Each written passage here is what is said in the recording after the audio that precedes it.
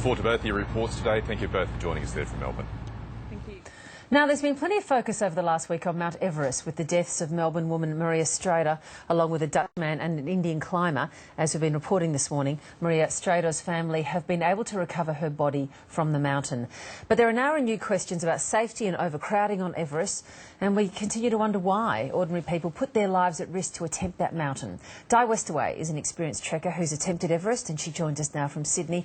Di, good morning. When you were hearing the terrible news about Ms Strader's death, what were you thinking at the time? Wow, well, I was thinking it could have been me. I've been in a situation not as high as Maria, but in that situation where I got altitude sickness. What happens is that you're part of a team when you embark on a challenge like that, and you tend to keep up with the team, and that doesn't always work for your body. And I suspect that may have been what happened.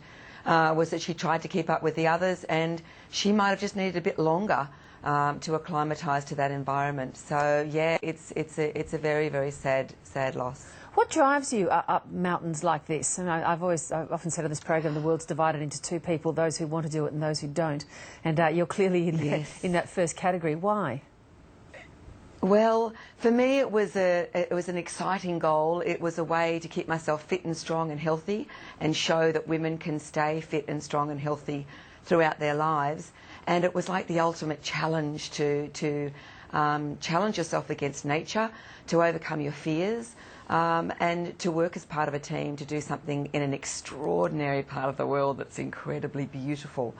But I did learn in the end that wasn't the challenge for me. As a mother, I decided that there was other challenges I could take on to achieve the same goals without putting my life in that level of risk. So, look, good luck to people who want to try, but what I learned is you need to make sure that you really investigate the company you go with, the trekking guiding company. Go with a really experienced team, learn everything you can about altitude, because there's a number of times I've been in situations where a guide has wanted me to go faster than I needed to go and that I could go. And sadly for Maria and the Dutch climber, I think it was just too fast. Well, we won't know, of course, for some time exactly what went on there, so maybe we'll leave that to one side. But in your personal experience, have you encountered that some trekking companies are better than others, that some are better organised than others? Absolutely. Absolutely. I've been with many different ones, and I've settled with a company called World Expeditions because they have the best people on the ground and the most experienced teams. Well, I'm not wanting to turn this into an ad. It's more just a matter of there must be a lot of companies out there, and people would find it difficult to actually know which ones would be the good ones. So is there an online community commenting on this?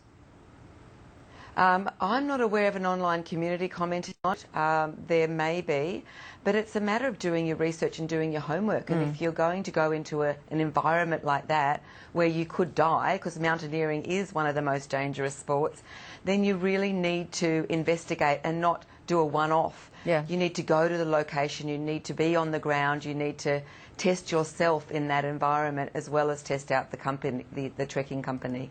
Di Westaway, good to talk to you about this morning. Thanks so much for making time for us. Thank you. Cheers. Okay.